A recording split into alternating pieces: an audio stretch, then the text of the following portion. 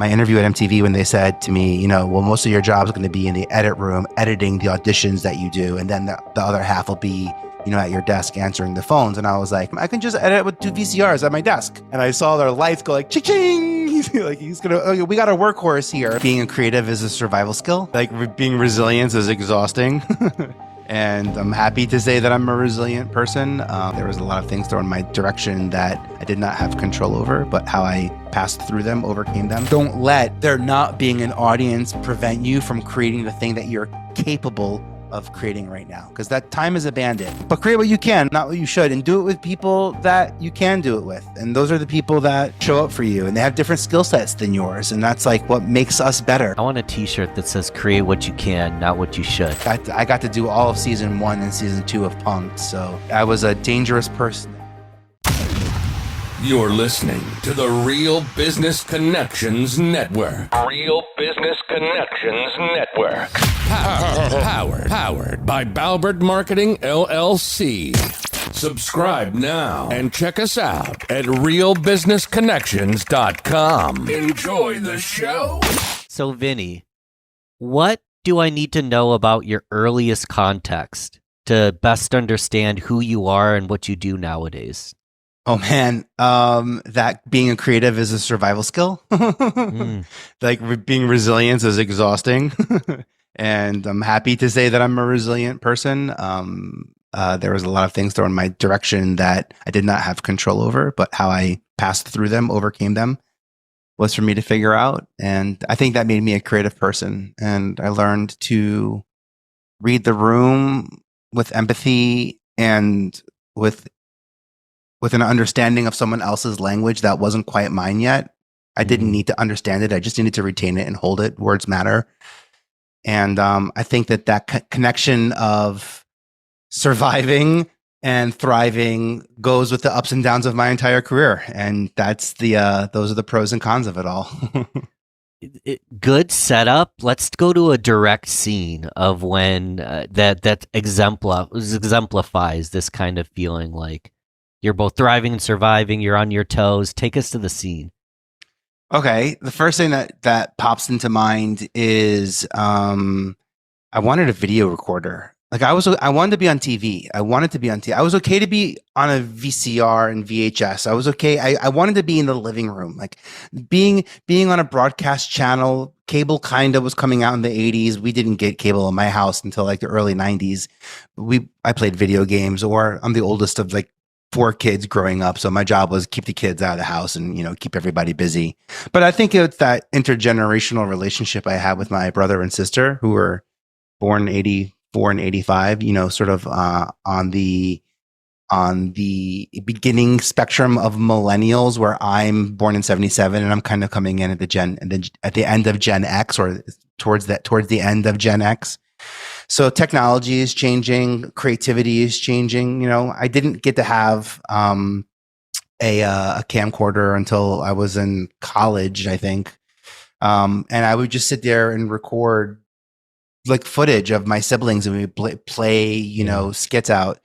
But then I wanted to edit, and I learned to wire 2 VCRs together to be able to pause and record one and the other, and then actually create like an editing system at home so I can edit my scenes at home.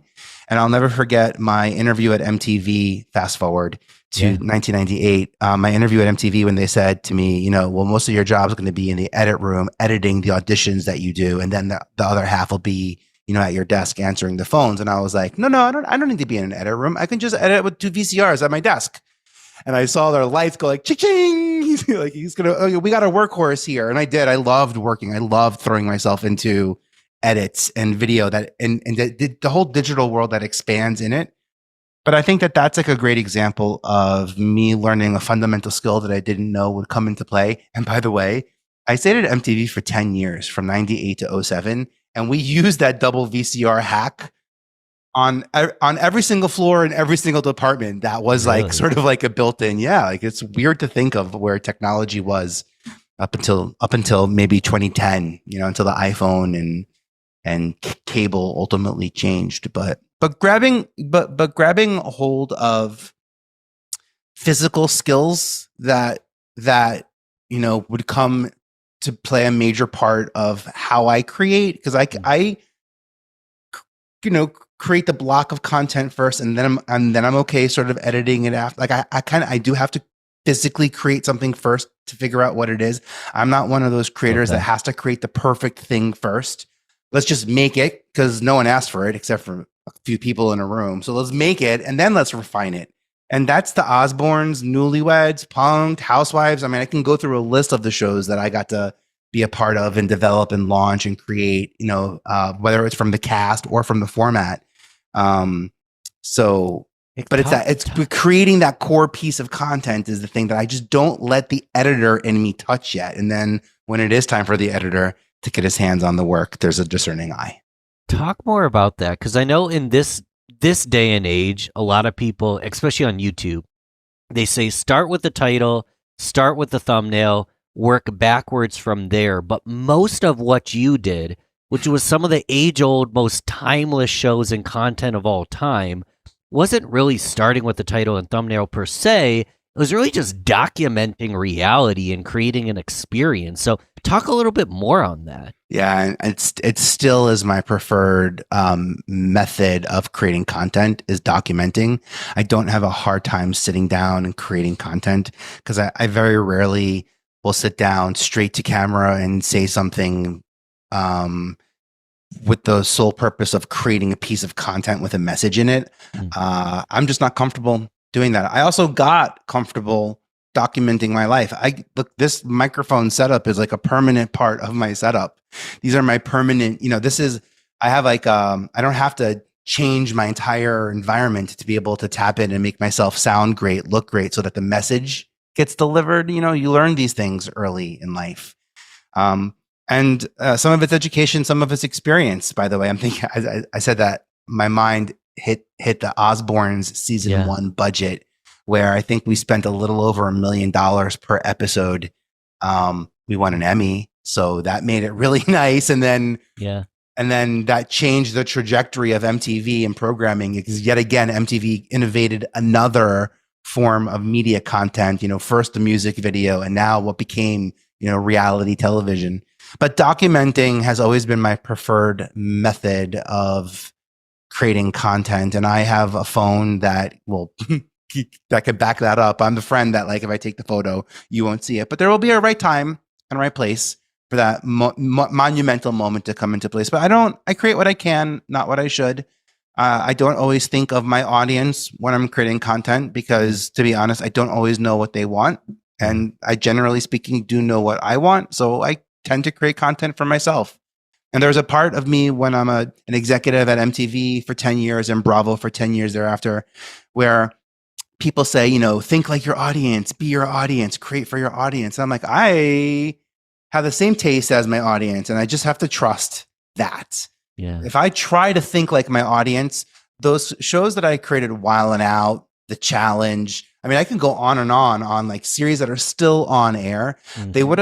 They would have played to a specific moment in culture and community, but not have built the stage that community and culture ultimately were able to thrive on. I think that's because I have trust in, my taste. I laugh because sometimes my tastes, mm-hmm. all my glory projects are people's guilty pleasures. So, like, you could imagine what that does to the psyche. But I have a very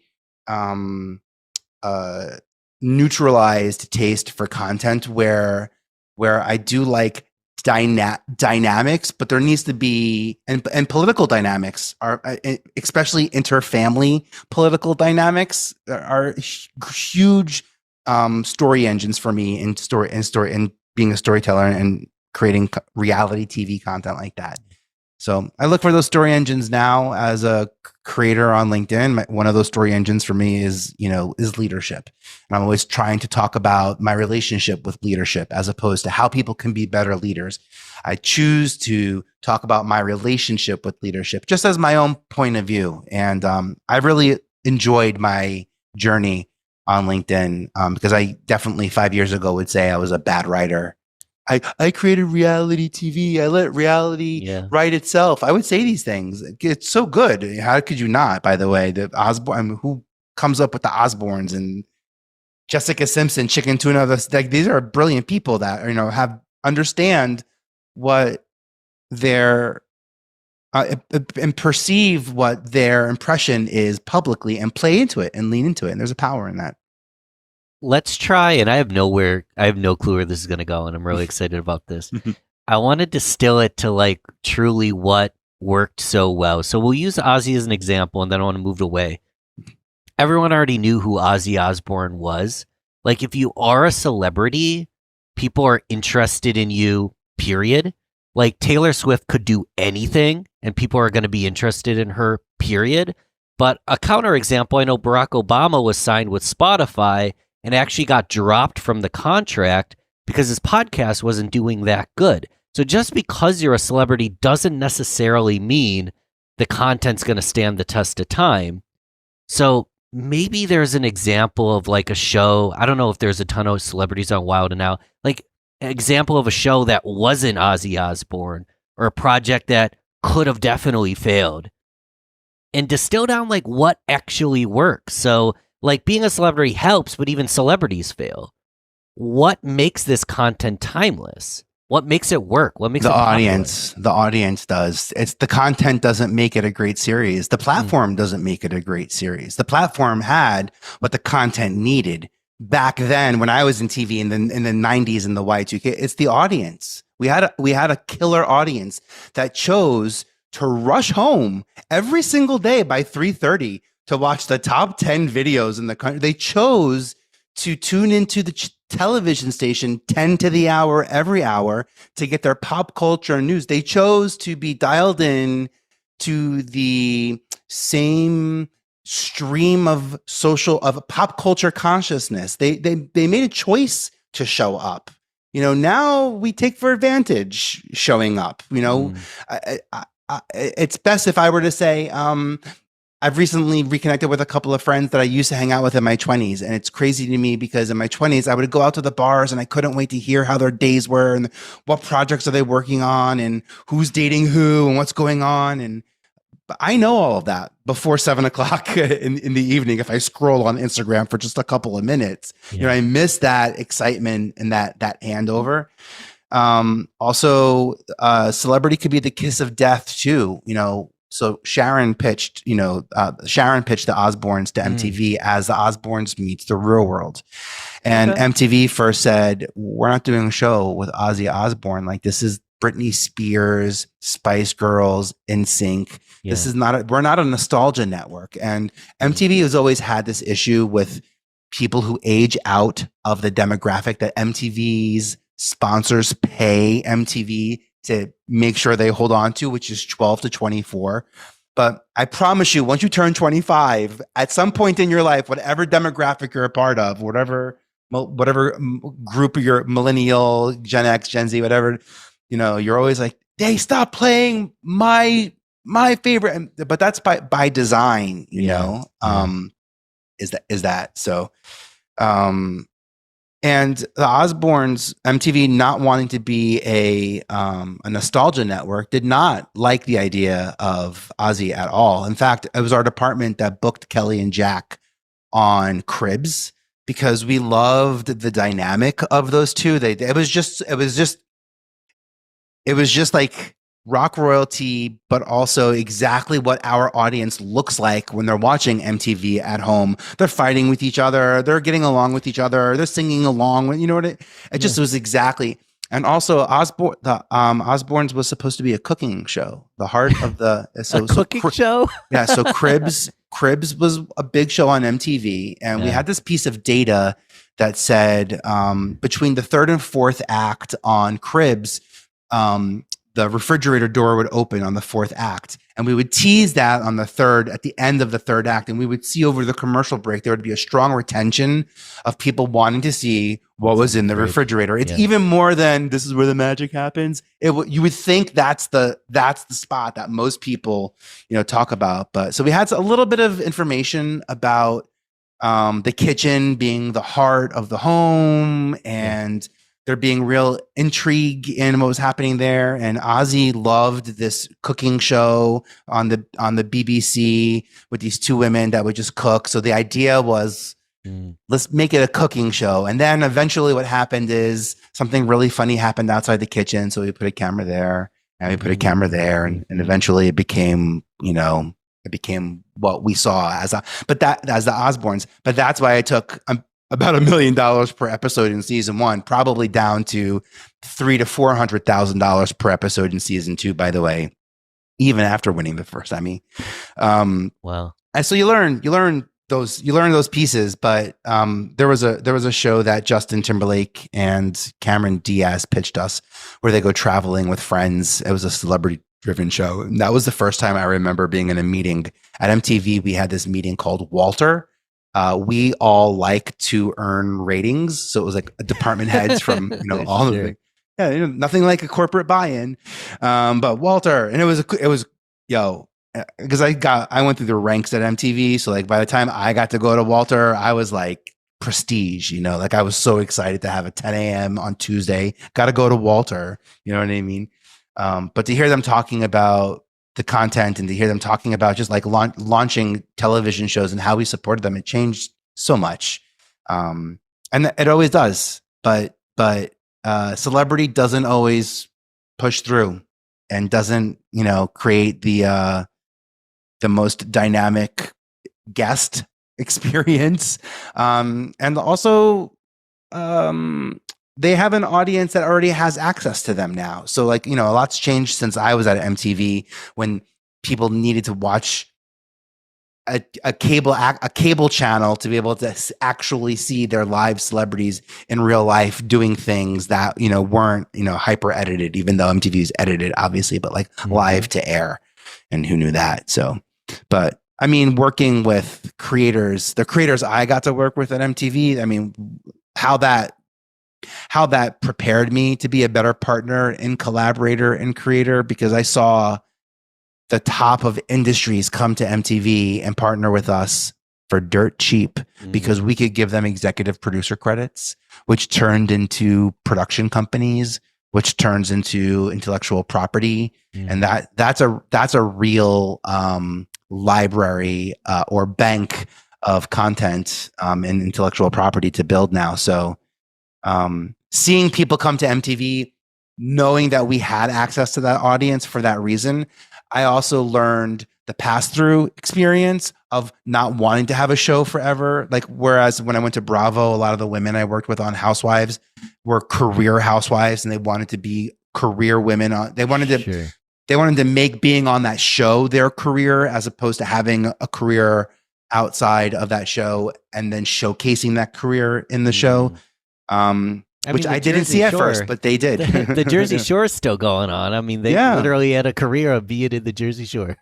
Yeah, Jersey Shore. For me, Laguna Beach in the real world, where I'm like, but I did it. So I didn't get to cast Jersey Shore. I left MTV just before that era. But also when I was at MTV, we gave the cameras to the talent because, hey, like the talent made like music videos, like they were creative. So like we gave, cameras to trustworthy creatives that can make, really compelling content. And then right after I left in 2007 is when I say MTV gave the cameras to the kids. And that's Jersey Shore, Teen Mom. Now it's no longer MTV is an organizing principle in the room with you and celebrities. Now it's you are the celebrity, and you don't need a celebrity to have that story. What was that show with the blacklight test? Room Raiders. That always cracked me up. Like I wanted to see the blacklight test. That's it. That's, by the way, it's an ordinary person in an ordinary room with an ordinary teenagers, or I don't know how old they were. It's ordinary. Well, be careful where you look. Be careful where you look because you're going to find them. But that's where we found Snooki, was on Room Raiders. That was a I didn't know. The original conceit behind Jersey Shore was sort of a Guido contest. And then that turned into let's put them into a house. And then that turned into let's figure out who else to bring in. Who do we got? Do you remember that one person? And yeah, I mean, it's fun to think of MTV having those like small 30-minute shows because there were so many of them, playing pranks on Lady Gaga before she, became Lady Gaga, and being able to, especially all the punks, You know, I got to do all of season 1 and season 2 of Punk'd. So I was a dangerous person to have in your Skyway two-way back then. I was a dangerous person to have in your contacts because I was always looking for because those people really got punked. Like Ashton was very, very serious about how people got punked. Was it Justin Timberlake who forgot to pay the payments on his house or something? Yeah, that's what the story was. That was dark. Yeah. That was that's our first episode. That's the first. Oh my gosh. There was 2 on that episode. Him and Justin and Mandy Moore were the first 2 people that we punked. You and Mandy are really good friends, right? Yeah, she's right here. My good angel over here over my left shoulder. And she taught me to ask questions because I didn't know answers, not just because it gives an opportunity to build relationships with people who do know answers. She taught me to show up on time. She taught me to be creative. She taught me to write down my thoughts. She's the first friend of mine that ever gave me a book to recommend a book, The 4 Agreements, by the way. Oh, wow. I learned a lot from, and also she's born in 84 and so is my sister. So my sister and I are pretty close. We have a podcast company together and we work together pretty well. And if it wasn't for those 84, 85 siblings of mine, I would have no clue what MTV was about because I wanted to be a Broadway producer. Okay. So MTV tricked me because it was on Broadway. So I would tell people I work on Broadway, 1515 Broadway, because I'm going to tell people I work on cable TV. I thought that was so. Yeah. I was like, what? That's so. Cable TV? What? That doesn't even make sense. I didn't even understand that. But that space, that stage, those people that passed in and out, the people I learned from that are friends now were peers then, are just to learn how to collaborate and create content, because these are people who needed to make an album to make press, to get on the late night shows, to fight for our rights. There was such a purpose behind being an artist, especially in the 90s and Y2K, when I get to MTV, where representation matters, but only one, only one girl group can be, only one boy group. Well, no, you can have more than one boy group. That's okay. There's a music industry for you, but where there's a will, there's a way. Well, in a moment I want to talk about, because talent's kind of democratized now. Anybody can start a multimedia brand and become a talent because of the access to all the things that we have in this day and audience. Yeah. So I want to go there in just a moment. Before we do, while we're on this fun talk, what are you watching today? Do you have current favorite shows, current favorite sitcoms? Are you rewatching anything? I've been rewatching The Office. It's a great example. Yeah. The Office is like a reality TV show that's scripted, but it feels like a reality TV show. So I love it. So what are you consuming nowadays? Any recommendations? Yeah, The Office is fantastic, binge-worthy content. Also, it fractures a language that extends the conversation because of how hysterical I think the situations put into. Schitt's Creek is a similar sort of series for me that I'll put it in the same bucket of content that creates conversation and dialogue out of the scene work. I think that's something that I always tried. That's something that, especially as an executive, something we're trained to do, which is to create a conversation around the content. That's a big reason why MTV has shows about catfishing, or teenage pregnancy with Teen Mom, so we can have an ownership over that conversation. Traders, for sure. I love a Big Brother. There are some shows, reality format shows that are both physical and mental games that I will never in my life ever touch. I'll never want to work on. I just need to be I need to be a fan. And I think that is a through line for my entire career. And I really enjoy being in the audience. I will do anything to keep people on stage, especially the right people.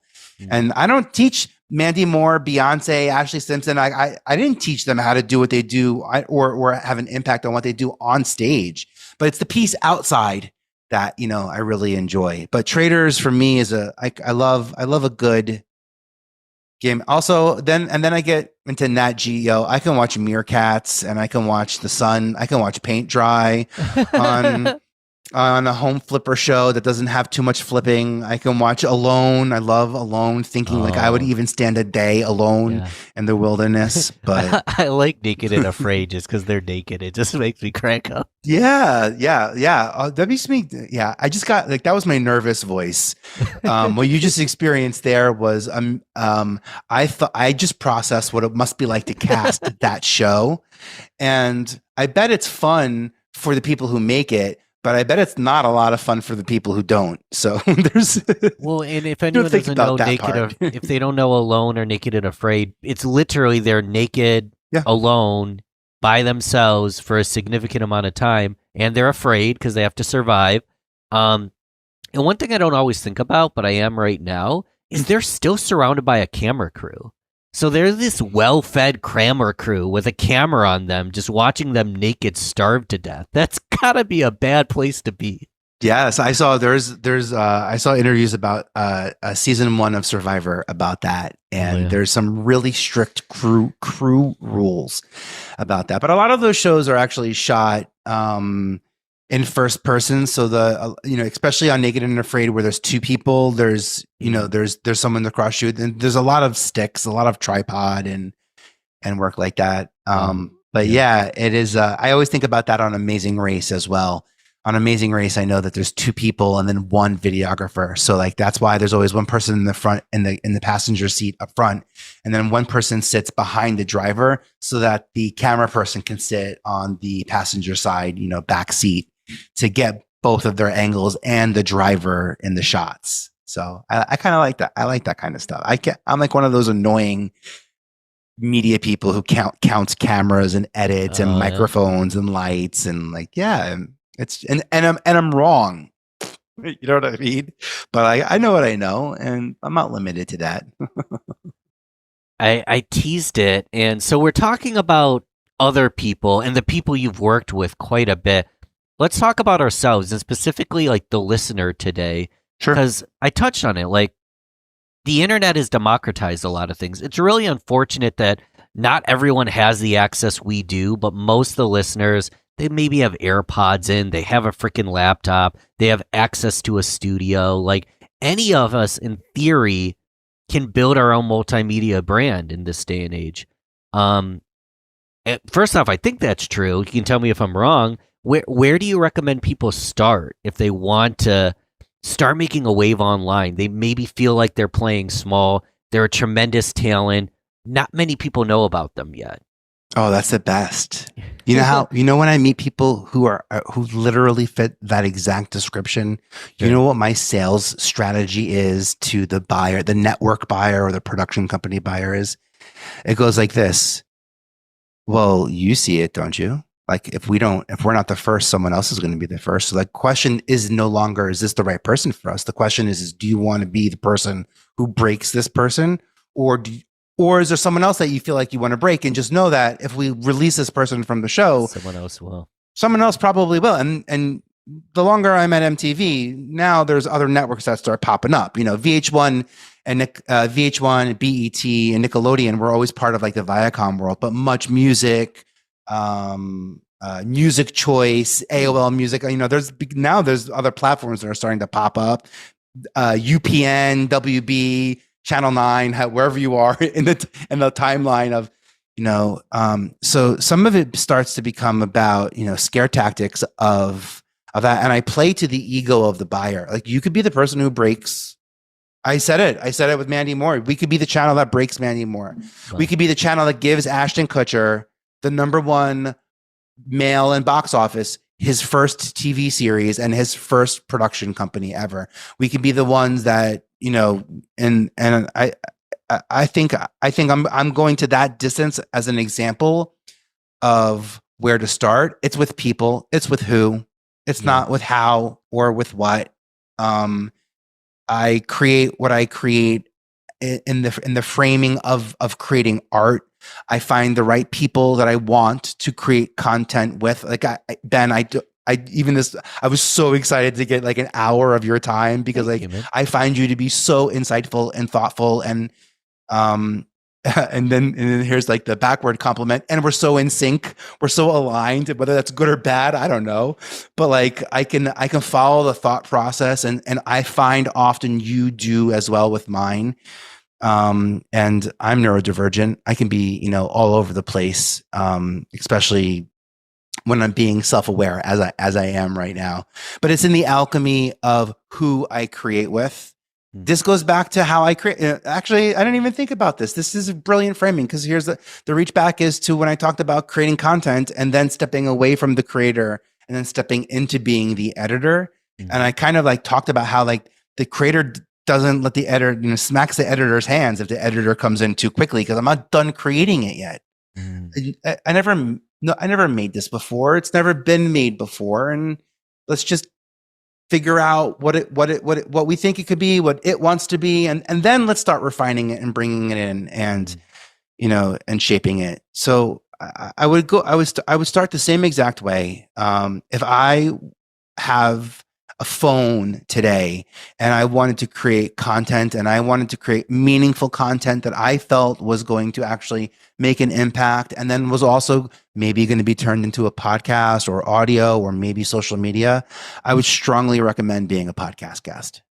It's honestly like being a podcast guest to me is like being a guest for Thanksgiving or a family dinner or holiday or some type of like fancy personal space where I'm getting invited into, and I know that you're going to take my picture and you're going to put it on the refrigerator, and then you're going to tell everybody, and you're going to make content that makes us both look great. And I don't have to worry so much about, am I going to look awesome? To be really honest, I don't, because I trust you. I did worry about that when I worked in television for the public sector of media, where I have been the executive producer on projects where nobody in the room has the ability to give final approval, because it just goes higher and higher and higher up. We're indie creators. We have control and say and totality of the content that we create. There's power in that. There's privilege in that. And I would lean into finding my friends who are already in the podcast world. And I would start, it's exactly what I did with my podcast. Yes, my podcast does have a lot of celebrity guests on it, but that's who my friends were, and that's what I wanted my show to be about, and that's what you got. That's why you got what you got. But I also got to show up. I have a podcast. Yeah. I said had because I was framing it. You had a podcast, but you have a podcast. You had a podcast. You have one. You can choose your own adventure. That's it. And I you know what I wanted to, so my podcast is called I Have a Podcast. It's about creative resilience.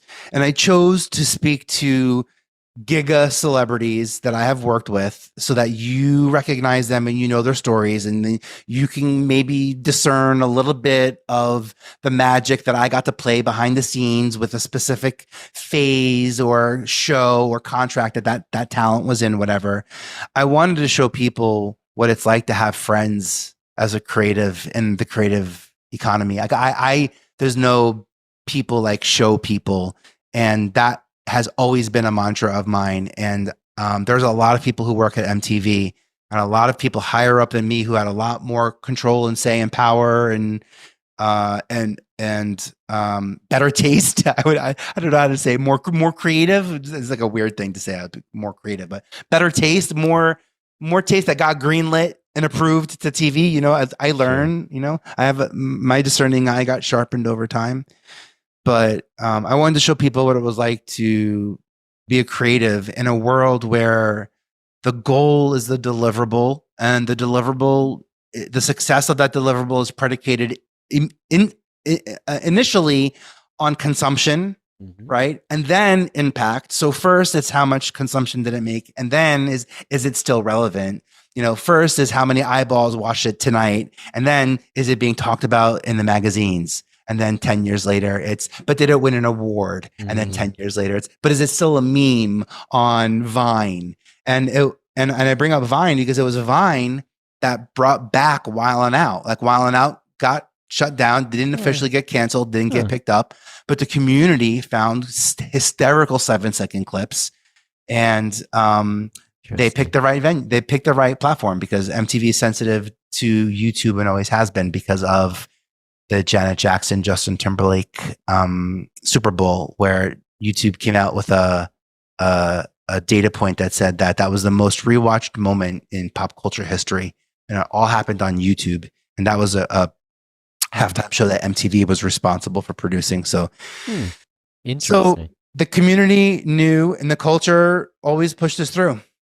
Culture is action. Community is the who. And that's where I would start. I would start with the who. I would start with the people that already have a podcast. And then some people say, well, I don't know. That's not my podcast. That's not the podcast. Look, any podcast that has me is my podcast. I'll say that. The same version of Vinnie everywhere. And I get to be that only in the last 5 or 6 years since I've had my podcast.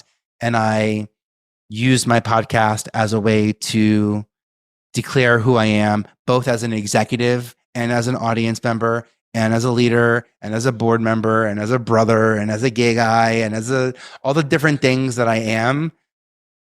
I would spend so much time trying to figure out the best version of myself for that audience, so much so that when I started podcasting, I got sweaty palms and I had to take medicine to make my mouth not get wet. And my friend who was a VJ, an on-air talent for me at MTV, said, Vin, do the work. That really resonated. And showing up in my full self is something I wouldn't have done, or couldn't have done and wouldn't have done when I was in television, in the 90s and Y2K. But I'm very, very proud to be able to show up now and create meaningful content with people like you, friends that,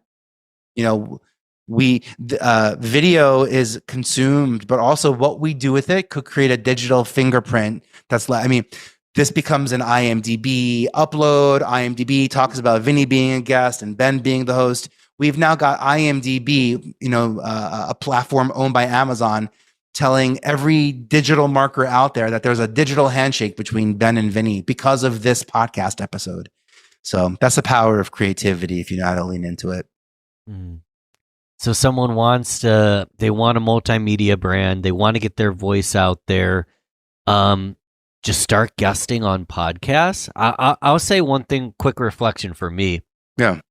When I was alone with my friends, especially if I had a couple cocktails, I could talk your ear off. I don't know if it was entertaining or not, but I was very convicted in my beliefs and very boisterous and willing to say whatever. And then I would get on a podcast and I was like, and it was almost like I didn't know who I was, at least in a business context, a branding context. I knew who I was in music scene around friends, but I didn't know what my brand personality was until people started asking me difficult questions that I didn't have the answer to. And I'd start to verbal process the answer, and I would do really crappy jobs on really crappy podcasts. I'm not even trying to send shade. I had a really crappy podcast when I started it. Luckily, I wasn't a celebrity, so I didn't have a microscope on me. Yeah. But I would get on podcasts, again, no shade. All of us start here. I would get on podcasts that have 15 listeners, and I do a really bad job. Does the world actually care that I did a bad job? That's part of how I found my brand. So I want to reflect and kind of hear is that part of why you recommend that? Or is there anything I missed in that analysis? Yeah. That was really just where I started. No, absolutely. By the way, and if I ever found that one podcast episode that had you, that was 15 deep, I bet you still at the kernel of who you are showed up as yourself. And I bet there's a way that you spoke to this person that didn't have the audience that most people have, or some people have, or no people have, with a level of empathy and decorum and professionalism, with a discerning ear, with a patient ear. The hardest thing about being a guest is listening. It's not speaking, actually, right?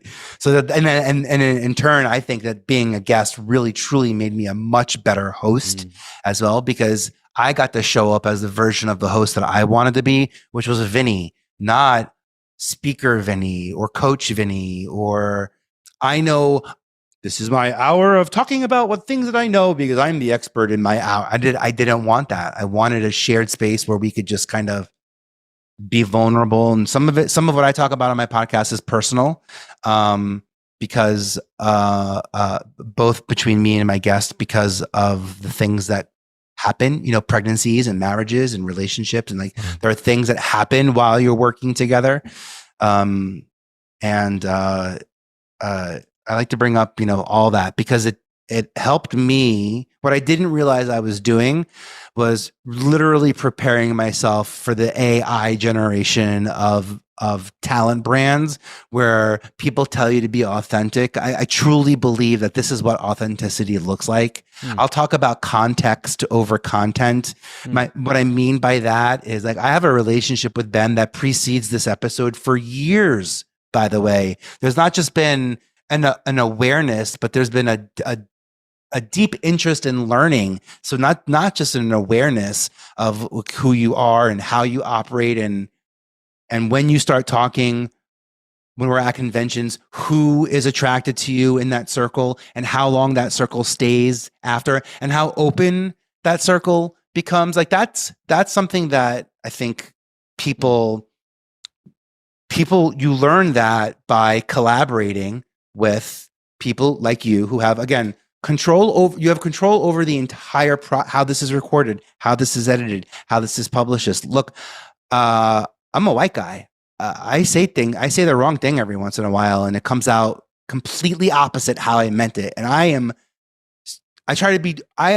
too self-aware. I try to be too impeccable in my speech, and then the words just come out wrong. The pronouns come out wrong. The titles come out wrong. The letters come out wrong. That's like, I trust us to either fix it, course correct it, but I'm never on television. I would be sweating bullets because I know that they're going to take it and turn it and use it against me, and they're going to try to, gotcha, and that's all I'll say about that. Where I was interjecting is, that's what people like about you, and that is who I'm thinking. Vinnie, you're just Vinnie from the block. Hey, how you doing? But that's what people like about you. And I hate to put someone on blast, but I really don't like them. Grant Cardone's a pretty good example. When you've got someone who's just really good at yapping and they're really good at making claims and they speak with a ton of confidence and certainty, even if they're an idiot, I don't trust people like that. Yeah. I even find the way I talk now that I'm more confident, if I'm speaking on a stage and like I start to get like borderline pretentious sometimes, and I don't like that side of myself. It's the person that might be bumbling over the question that the listener's listening and they're like, oh, this isn't some pretentious prick that's just trying to sell me some widget. This is just a farmer boy like me. This is just a city dweller like me learning as they go. And I trust this bumbling guy way more than this sweet talking guy with the gel in their hair. Yeah. Now, everyone's got an audience, and my goal, so it's like the anti-MTV goal. As I age, I want my audience to age with me. Yeah, me too. I think I don't think there's an end destination. I think there's a constant evolution.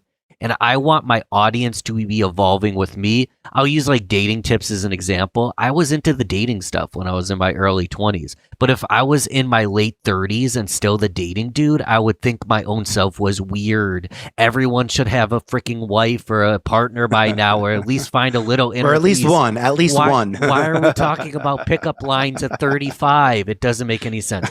So my point here is, I think it's okay to be stumbling and bumbling.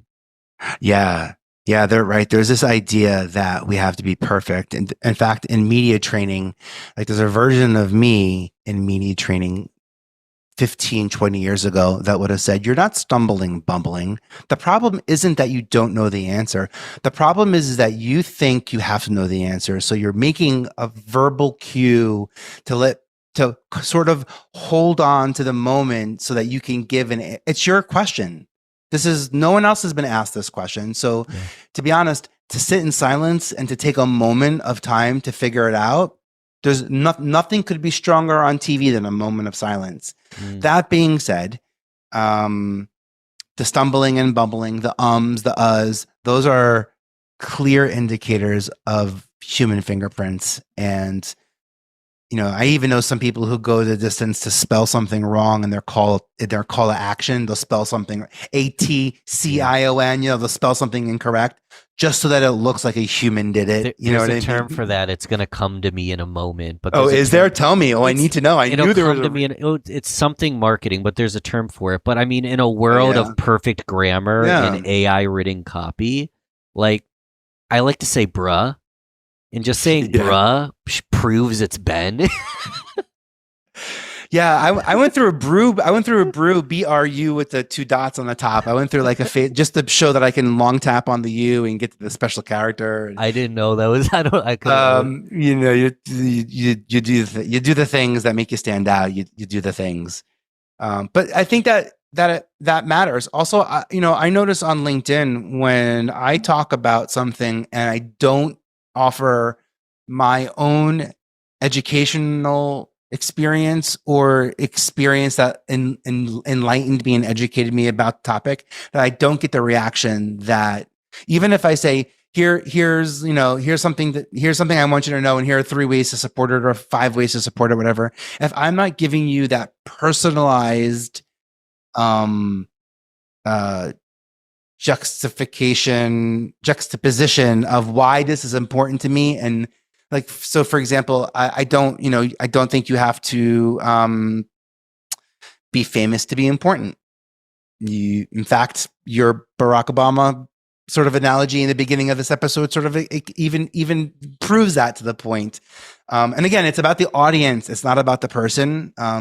What Spotify was doing then was dethroning, Joe Rogan, their number 1 spot, and then rethroning Bruce Springsteen and Barack Obama, and then there's a tricky move there as a publicly traded company. When you're dealing with the number 1 spot of your show. Again, like I'm thinking of Osbournes and Housewives, and I know that platforms need stars, and I know that we need vehicles for those stars to be a part of. Now we're seeing a lot more vehicles. There used to be a lot more platforms. Now, like at least there's like a few less platforms than there was 5 years ago. It's weird to say because everyone's buying up everybody, but the content is still, is still the thing that is like the most expensive. But that's all people. It's all people. If I was starting off today, I would focus on, first and foremost, I would guest with podcast hosts. Again, the size of the audience doesn't matter. You need more than 20 podcast guests to really make an impact in podcasting. And that was a weird number for me to throw out, but I want to, with a couple of disclaimers. One, hopefully some of those podcasters are also creating social content, because that, helps set the narrative. Also, when I am a guest on people's podcasts, I actually give them a sheet of information. I give you all my metadata. I say, here are the words that work well with my name. Here are some suggested titles. I'm not telling you what to do, but I am giving you permission to use the metadata research that I've come up with, none of which refers to me as X MTV, X Bravo, X reality TV, producer behind the stars. I want my name. First, I want my name. So I created metadata that supports my name being in the titles as well, because I know that if I can get my name in the title of the episode, I'll get a lot more visibility because it's in the H1 header, and that's how Google and Bing and GPT. Listen, I do that anyways. I do that anyways. You know why? I want to rank for your name. That's it. Yeah, well, we have a similar strategy. And so then, because I'm only going to have like celebrities on my podcast, my idea was to create ihaveapodcast.com, where I could then do what I do best, which is find people and discover them and talk about them and use my platform as a platform to identify emerging indie podcasters, right? That's nothing to do with like what my actual episodes are about, but it is very much to do with what my brand is about and how I'm leveraging famous people's stories for the sake of all the people who at home watched those famous people's stories as kids. Every single day we dedicated our lives to these series. And I think that's the connection. That's the connection between the two of those. I got one more big question to ask you. Before we get there, you said ihaveapodcast.com. How else can we support you? Oh, that's a wonderful question. I would say that I love my LinkedIn because I like knowing who I'm talking to. And I do find that people are quick to take action on LinkedIn versus on Instagram or some other platforms where they just feel good about consuming content. And at MTV, I had an open door policy. So if you could get into security and you can get into the building, my door was always open. I had a chair. A guest. I was known for having like a clubhouse vibe, very much so. So come and hang out. And I would say I do the same thing at LinkedIn. I have an open door policy on LinkedIn, and you don't need to go through security to get access to that. And the best way to support me probably is like engaging on the content that I'm creating first and foremost, because it's important for me. It's why I'm saying what I'm saying. That's why I'm doing what I'm doing. It's not just because it gives me more visibility, but it gives me more opportunities to understand how the message is being received. And then your point of view becomes part of my alchemy, and that refines the process moving forward. And I'll niche down and I'll refine the message, but I will never niche down and refine the person. But I will niche down and refine the message. As you said, it's all about audience. So if you're a member of my audience, if you're going to join Vinny's world, say hello, wave. Yeah, it goes a long way. DM. It really does. It really does. One last big question to close out. What if someone's like, well, I don't even know what to talk about. Like, I don't even know, like, am I worth being, like, I felt this way. That's why I started a podcast. I started a podcast because I wanted to connect with business leaders and I didn't know what I was doing. So I interviewed business leaders to learn what to do. But a lot of people feel like, I don't know what to talk about. Yeah. What do you say? So there's this like fun little trick that you learn in personal development. And it's I don't know what it's called. I'm sure there's a real proper name for this. You might know the name for it. But the way you approach this development tactic is by asking yourself why 7 times. So I want to start podcasting. Why? And then let's just why? Because I don't have clients and I want to have money. Why? Because I have a family that I want to provide for, and I also want to be like, like legit, and I want to contribute to the economy and contribute to my family. And why?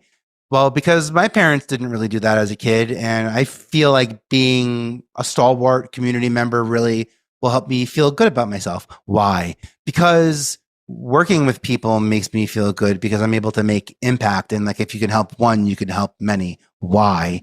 Because, now I'm starting to get closer and closer to a purpose. Yes. And that's the idea of my motivation, and my larger than life goals don't necessarily stop me at the singular goals that I have. Like I have a mission to help people understand how powerful they are. I have goals. I want to have 1 million podcasts and reality TV shows. 1 million people should have some type of intellectual property about themselves. That would be like a goal that I would have. But my real mission here is to empower people and help them understand, the value that they bring to the conversation inherently just in being. And this is where I go back to documenting, not creating. I don't create what I should. I create what I can. And when the time is right, I do believe that my content will see the right audience and the right people will get it. But maybe I'm capable of creating something now that isn't capable of being distributed yet. Hey, it's the beginning of 2026 right now. I bet by the beginning of 2027, platforms like Netflix and Tubi and Roku and other TV streaming devices also feel a lot more like social media. And I bet people like us who have video content, mid-form, long-form, docu content, podcast content, I bet we're going to be able to upload our content to those larger platforms like Netflix's and Tubi's. So I do think that there's more opportunities for visibility. Just don't let there not being an audience prevent you from creating the thing that you're capable of creating right now. Because that time is a bandit. That's like you were going somewhere earlier, and it made me think like, I'm glad that I didn't stay in shaping youth culture, And I'm honored that that millennial audience has followed me from MTV to VH1 to Bravo. You know, they're now housewives themselves. You know what I mean? Like I literally that's it. Yeah. Right. High school dating shows. And then you got like a Millionaire Matchmaker dating shows. Like, yeah, I can see that. I can see the whole life of my female viewers going through my entire sort of discography. But create what you can, not what you should, and do it with people that you can do it with. And those are the people that show up for you, and they have different skill sets than yours. And that's like what makes us better, right? Is being part of a collective. I don't have to do all of it great, as long as I do have the ability to work with people who can make it great itself. And I have faith in that. That's what keeps me not afraid of moving past my goals and staying, true to my mission. I want a t-shirt that says create what you can, not what you should. Yeah, I like that. That was good. That was good. I appreciate And I think that. what you're explaining, I think I would call it a Y ladder. I think that might be the term for it, a Y ladder. Yeah, exactly. And I appreciate you sharing that because, like, let's say someone went through abuse and they're like, I want to be famous to prove to myself that an abused person can be resilient and become famous. But when you start asking why, and you get to the point where it's just like, I don't want other abused people to feel like they're alone. And then boom, that's where your gold hits. It's usually not like I want to be rich and famous. I want to feed my family. Everybody wants to feed their family, give them the finest of schools, the best of cars. But the why will take you to like that core purpose. So I'm really happy you shared it. Can I share one additional thing for you? I know we're running long. Yeah, Is that please. okay? Yeah, sure. I learned this from Joe Hudson. You asked the question, what's awesome about that? And it's the exact same process as the Y ladder, but primarily you're going to use it for a problem. So for example, you're like, I was abused and I want to create a platform where other people that are abused don't feel alone, but I have imposter syndrome because I've never spoken on a mic in front of people before. And then you ask the question, what's awesome about that? Well, I have an opportunity to speak on a mic, which is something that I've never done before. Well, what's awesome about that? It'll give me the opportunity to hone in my voice and get a little bit better at this. What's awesome about that? If I hone my voice, I can help more people. And you keep going, and you're like, oh, crap. My problem was like my greatest opportunity, dude. Yeah. So I like to do the what's awesome about that ladder. And by the end, you almost like gaslight yourself, which I don't recommend people do, but you're like, wow, my problem was so nominal when I look at a different perspective on what's awesome about having this problem. Certain scenarios aren't awesome. We can reframe them. Some aren't awesome. But if you're like, I'm feeling sick today, what's awesome about that? I woke up. I'm still like getting paid to go to work. Mm-hmm. There's always like a silver lining. So that's my preach for the day, my friend. I dig that. Yeah, I have a get reframe, which is similar. I get to do this, to take a plane to this place, and and there's freedom and liberty and some of that also. And some of it is just, in identifying where the privilege is also. But like I get to speak. I get to talk to my friends. It's a privilege. It's an honor being a creative. It's a responsibility being a creative too. Especially that's why I say create what you can. Yes. Not what you should is a reaction to what's out there. What you should do is continue conversations. Oh yeah, you see. But what you can do is start. It starts with a better question. How about a different question? Not a better question, but a different question. Different questions will get you different answers. Like what's for dinner versus burgers again? You're going to get a different answer from mom if you keep asking the questions, like that way.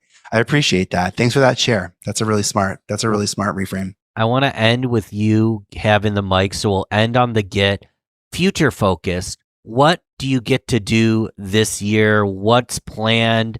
And of course, how can I support you in it? But what do you get to do next year? What's on the horizon? You tell us. Wait, can I tell you the truth? What I really am going to get to do?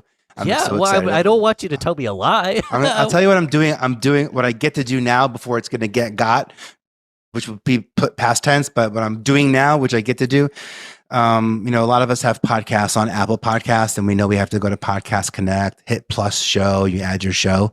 It's a very similar process for launching a channel on Apple Podcast as well. and there's no cost. And I think that as more creatives become curators, especially people like us who are central voices in large communities and also large voices in smaller communities, really have the ability to stand out as creators. So I'm excited to officially launch a channel, and I get to help people launch their networks and not just their shows.